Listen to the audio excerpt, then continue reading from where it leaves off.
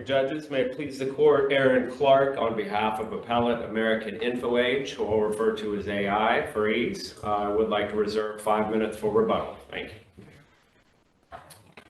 Your Honors, this is a de novo appeal from a trial court's grant of summary judgment to appellee GF Lake that arose from what started as a simple dispute over a shopping center lease, and then kind of developed what was honestly quite of a bizarre procedural history here in this case. I'm not going to use all my time going over the procedural and factual run-ups to this matter because it would take up all my time, but there's a few things that I did want to hit here.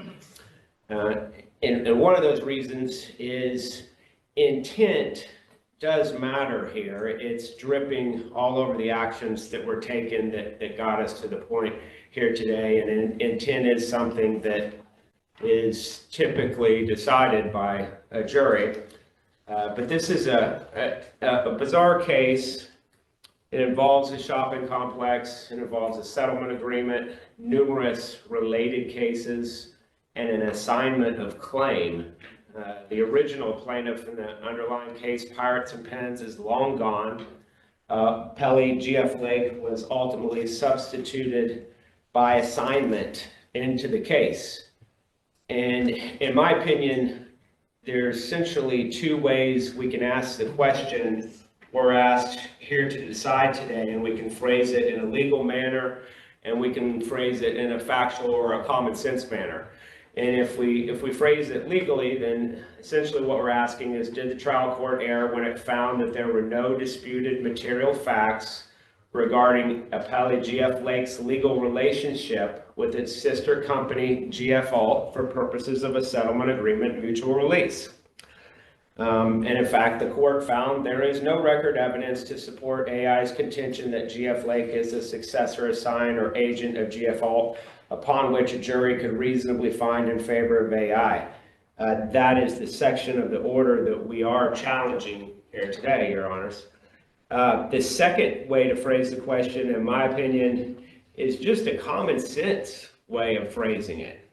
And that is, if a company, GF Alt, is barred from taking an action, in this case, taking an assignment by a settlement agreement, and that's not disputed here today, can it sidestep that inability to do that by essentially paying to have the assignment given to a sister company, to a company that has a very similar name, that's controlled by the same person, shares the same address? Okay, you say sister company.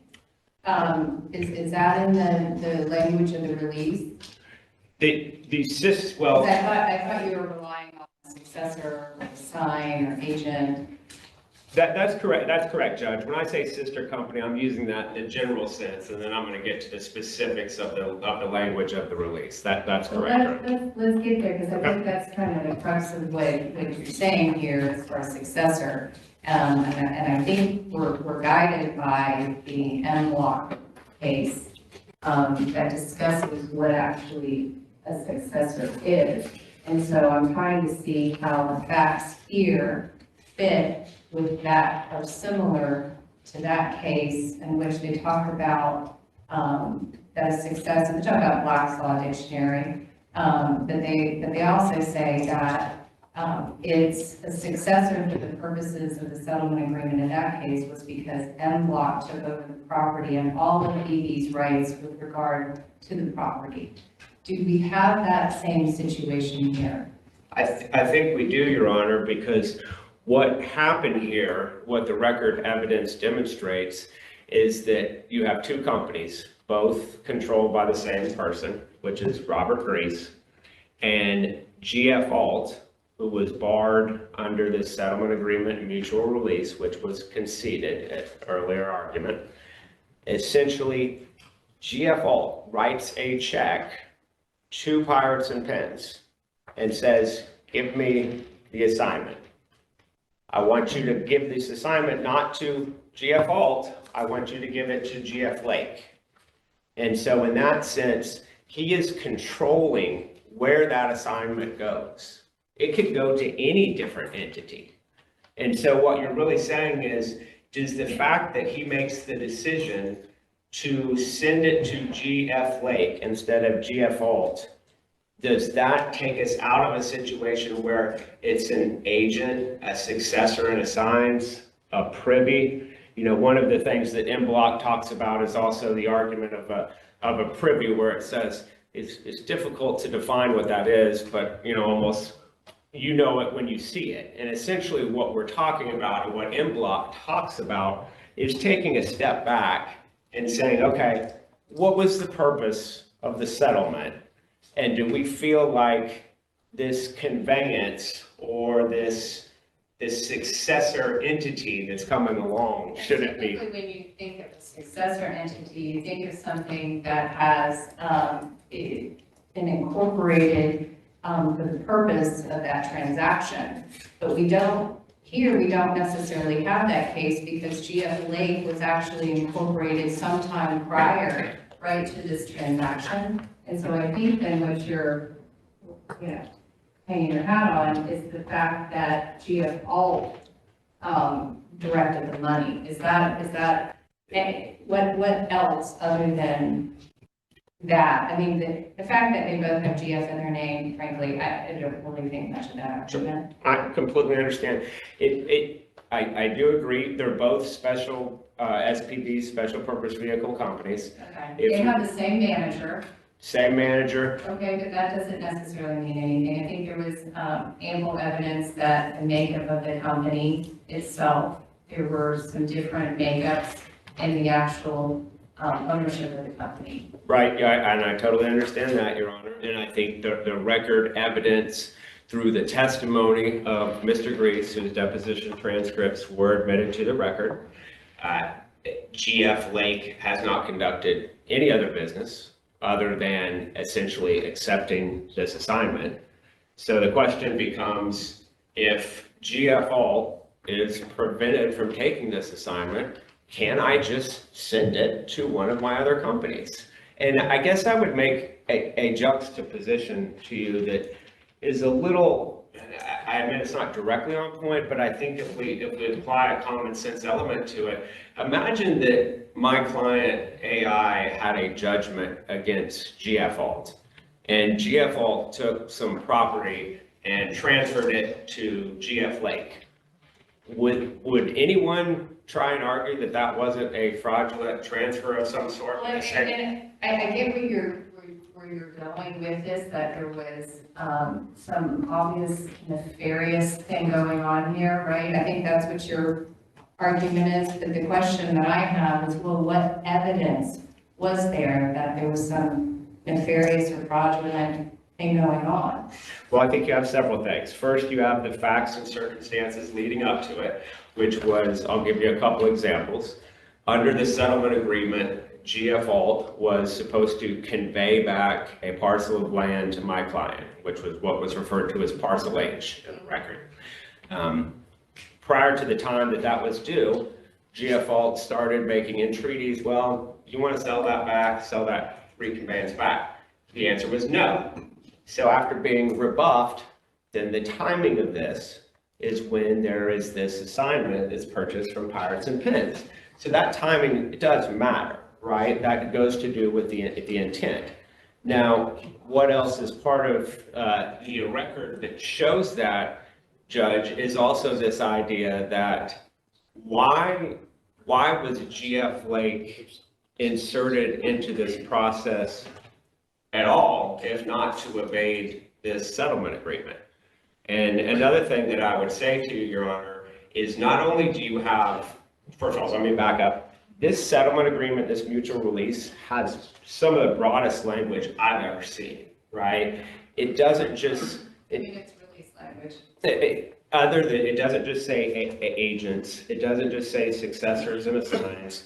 It also says anyone acting by or through them, which is a very, unlike an agent, which is a very legal and defined word. Let me ask you this question. Okay, if hypothetically, if it wasn't GF Lake, okay, it was ABC Company, and GF Alt paid. Is it the same argument that you have? If the company that ultimately received the assignment is controlled by the same person who was prevented legally from taking the assignment, then yes, it's the same argument. Because at the end of the day, when And Rob, the controlling part, you're saying, is the controlling of the transaction of the money. correct, Your Honor, correct. Because otherwise, what we're saying is the decision, when he writes a check for an assignment, the decision to what name do I have you put on that assignment on virtue of this check cannot make a legal distinction if at the end of the day, the person writing the check is still getting the benefit. I mean, it goes against just all kinds of equitable and legal concepts that you just you cannot skirt your duties under a settlement agreement by giving it a new name.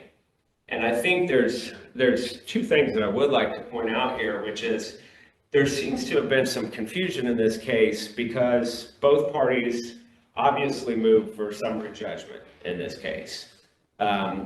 What I pointed out in our brief is typically things like agency and things that Your Honor was just talking to me about. There's almost universally Florida courts have held that this is something that's a province for a jury.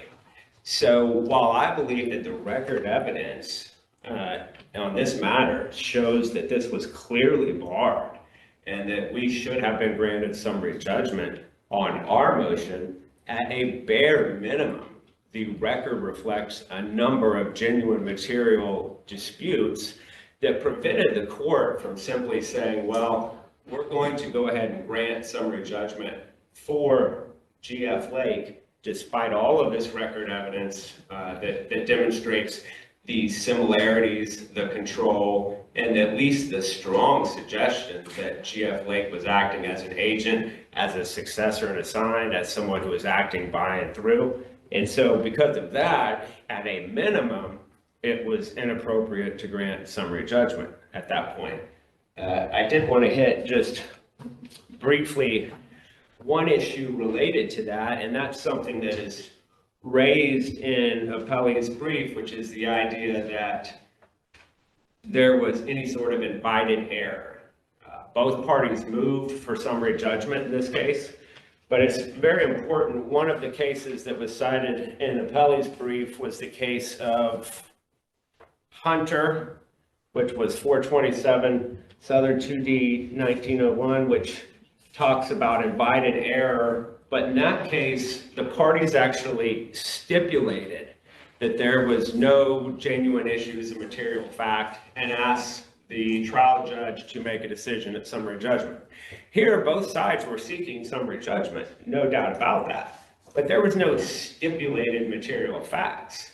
No one agreed to the sequence of events or the reasoning or the intent behind these agreements. So at a minimum, when the court comes out and it says in its order, there is no record evidence to support AI's contention that GF Lake is a successor, assigned, or agent of GF Alt upon which a jury could reasonably find in favor of AI. Think about that for a second. The jury would have heard that it was controlled by the same person. A jury would have heard that GF Alt is the one who wrote the check for the assignment. A jury would have heard that GF Alt was contractually obligated to convey this parcel of property, chose not to do so, and then followed up with this assignment ruse, I would say, to send it to GF Lake.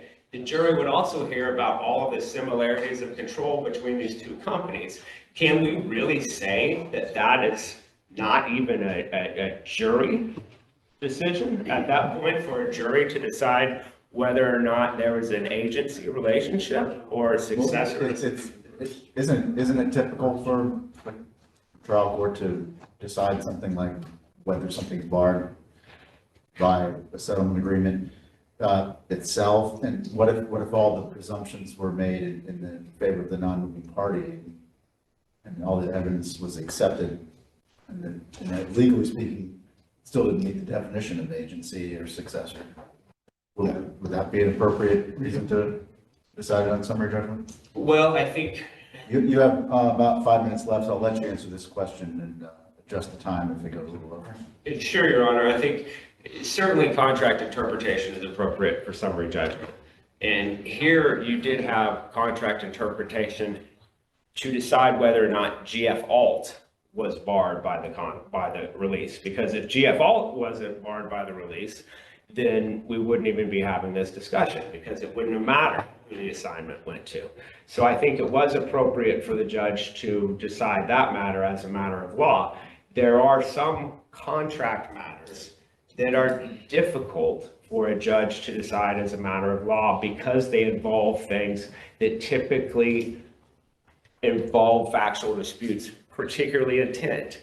Things like agency and privies, assigns, whether something was acting by, through, and under, is something that gets into an intent, and that is difficult to decide on the summary judgment level. And because of that, I would argue that this case either should have been granted for AI at summary judgment, or instead the judge could have said, you know what, there are some issues surrounding intent. I'm going to go ahead and let this go to the jury and let the jury decide whether or not, GF Alt or GF Lake was acting in any of these capacities under the settlement agreement, Your Honor. Well, you'll have your full 5 minutes, and I'll just add a minute to echo.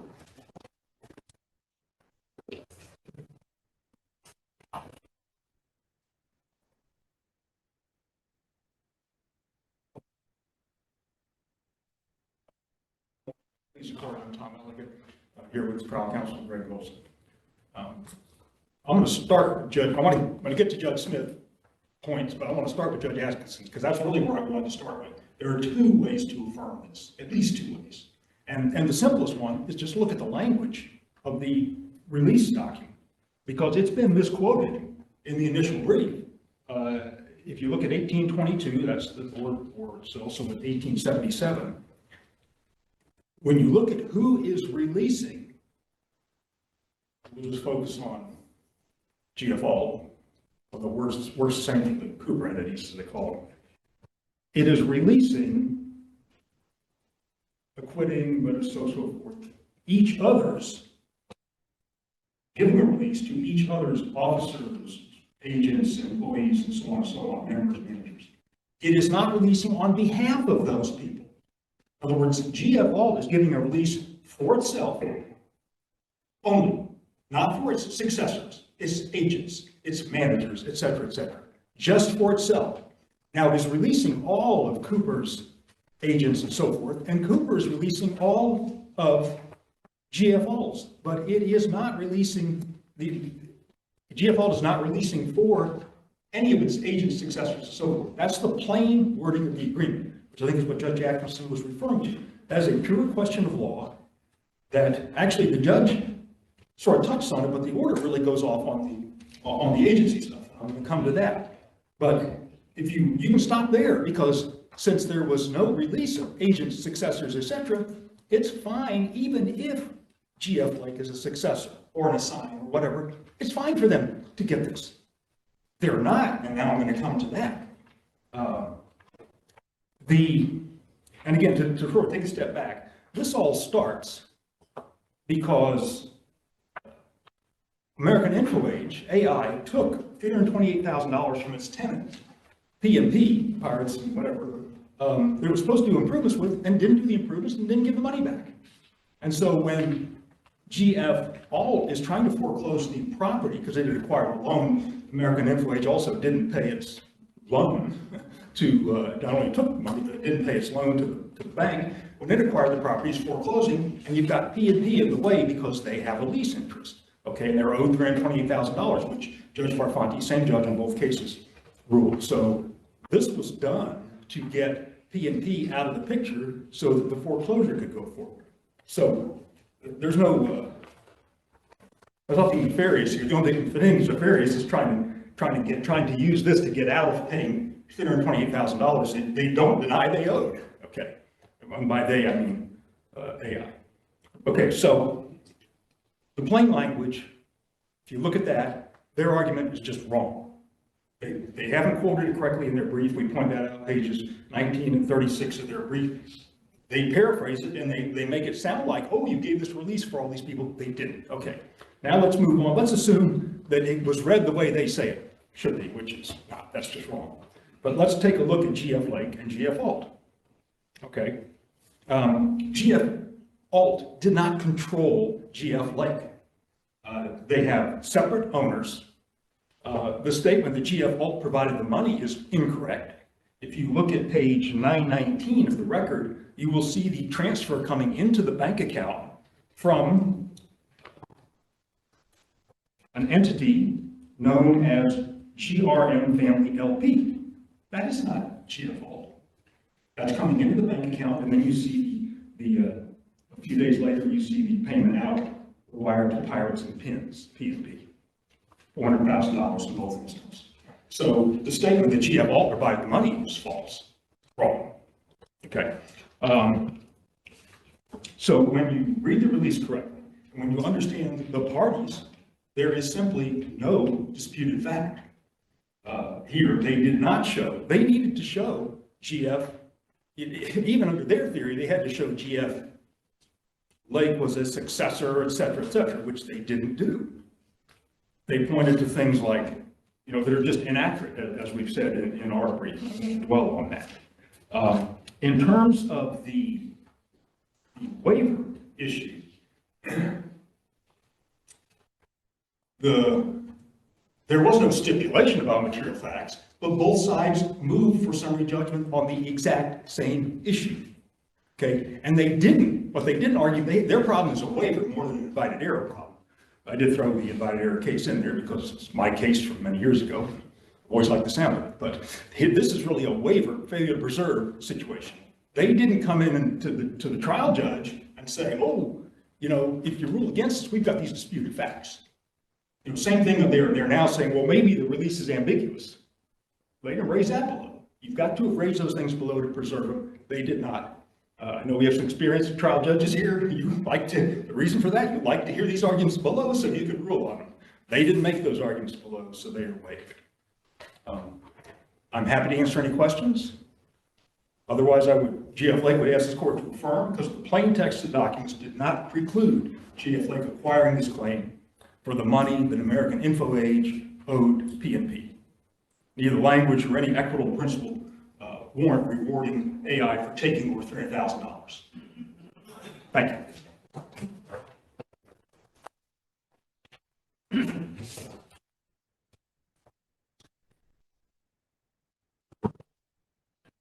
Judge, it's interesting. I agree with what counsel said that these actions were done to get Pirates and Pins out of the picture. That's correct.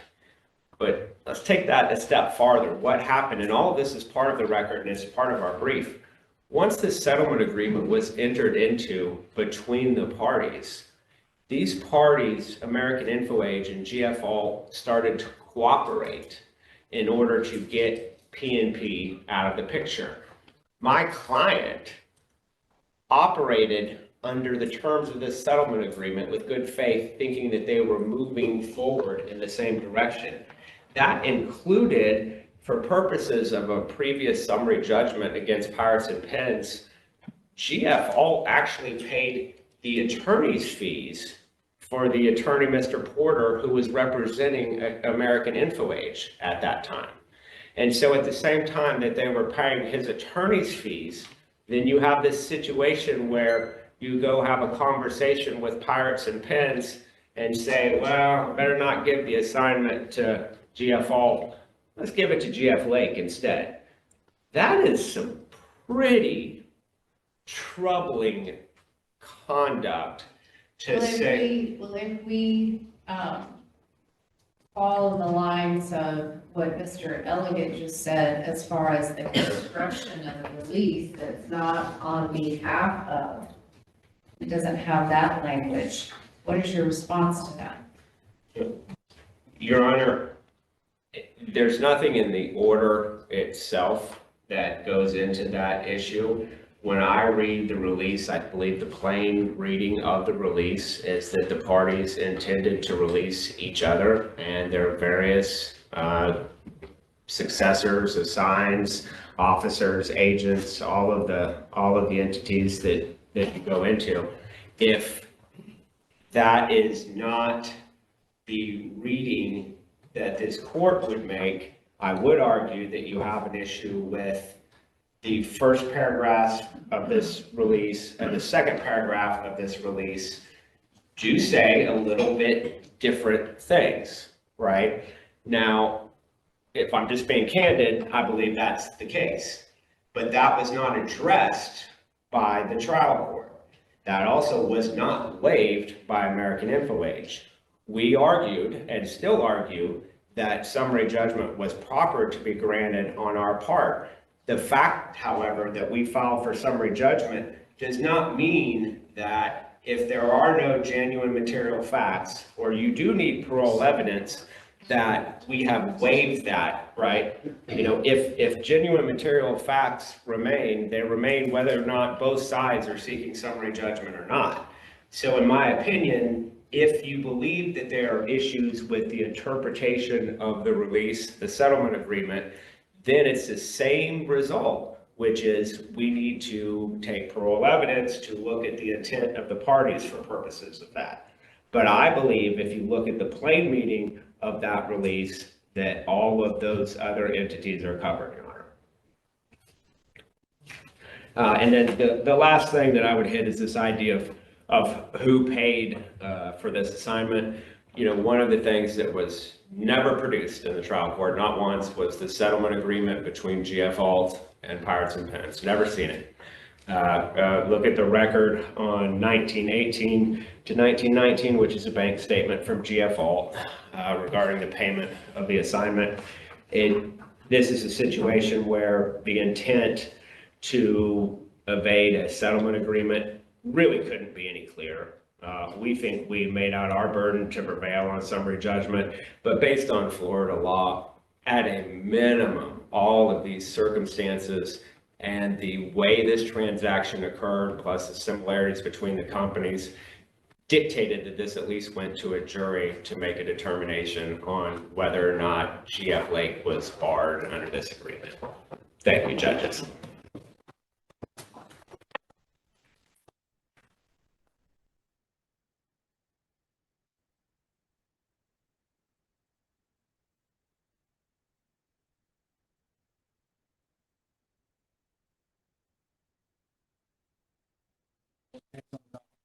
Concept Italia Corporation